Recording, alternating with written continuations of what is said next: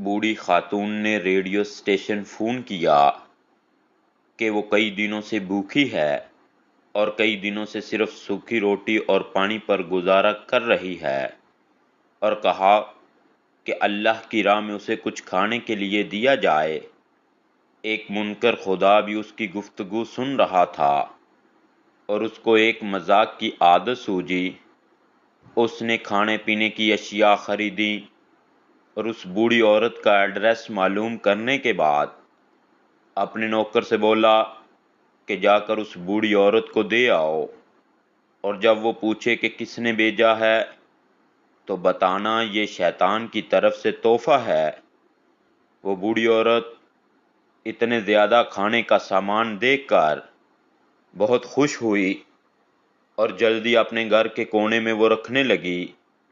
ایسے میں نوکر نے پوچھا، کیا آپ معلوم نہیں کرنا چاہیں گی کہ یہ سامان کس نے بھیجا ہے؟ یہ سن کر وہ بولی، مجھے اس کی کوئی پرواہ نہیں کہ کس نے بھیجا ہے، مگر اتنا معلوم ہے کہ جب میرے رب کا حکم آتا ہے تو شیطان بھی حکم کی تعمیل کرتا ہے۔